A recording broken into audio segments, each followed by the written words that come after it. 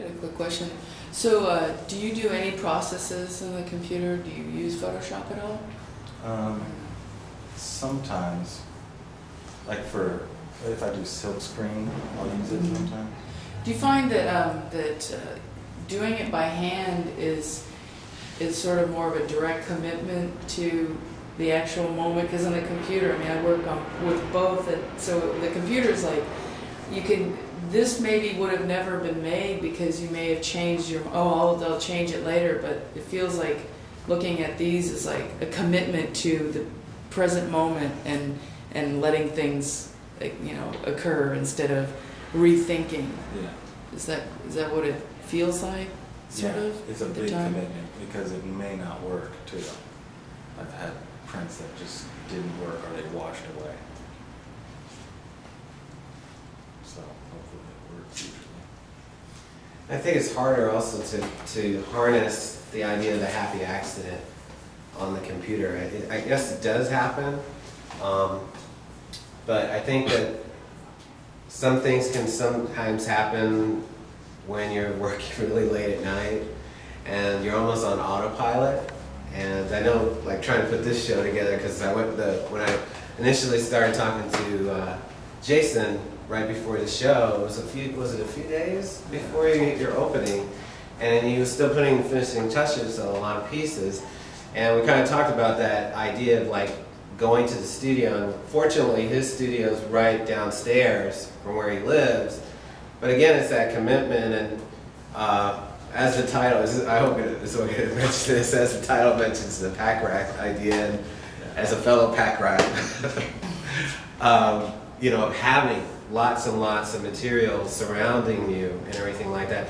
How does that work for you in terms of your process, like having, versus in the computer it would be files, but you have physical things that range from mannequins to tons and stacks of books and magazines and stuff like that.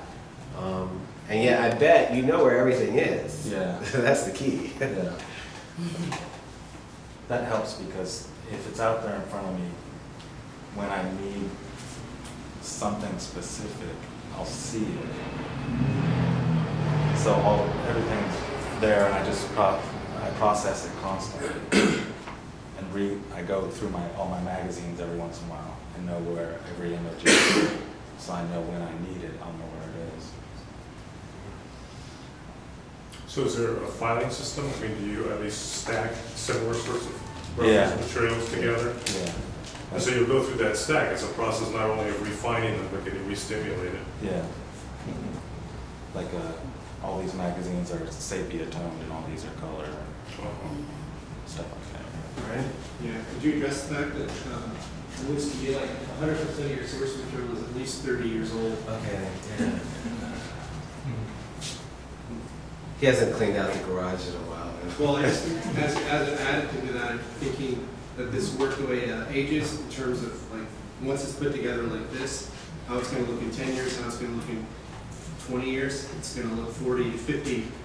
I don't mean the work's really fresh. I don't mean that. I'm just talking about I don't really have it's more of like a general question, and you can talk about the way you want to. Well, a lot of it has to do with the graphic design and printing quality that I'm looking for. And especially a lot of the magazines that I'm after, there's just a certain type of paper and ink that isn't used anymore. What is it about that quality that you are so attracted to? I mean, it could like be nostalgia from like memory, like you weren't alive during that time. Yeah. What is it? Just the physical quality of it? Mostly. Because I was a big printmaking fanatic in college, and so I understand like certain quality of inks and stuff, and it could be as simple as that. Yeah, but come on. Plus, it's cool. It's cool. They're not abstractions. I mean, they're like images, particular people we can, like they're narratives, right?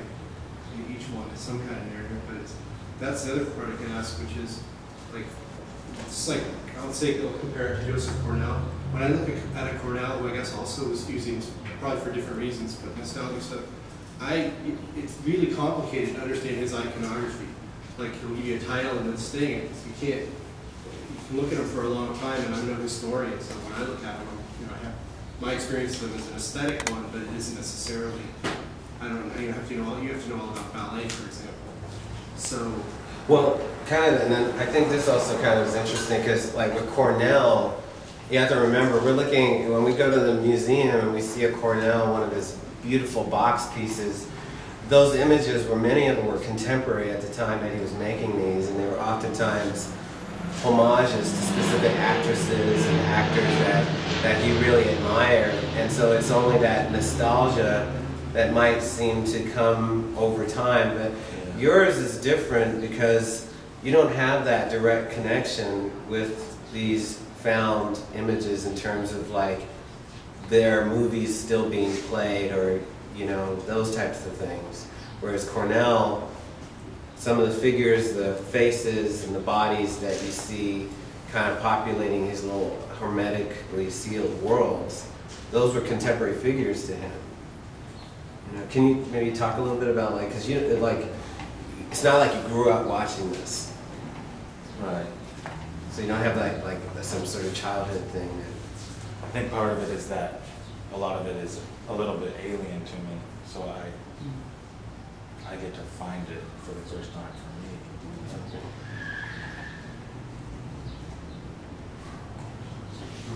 That's the archaeologist.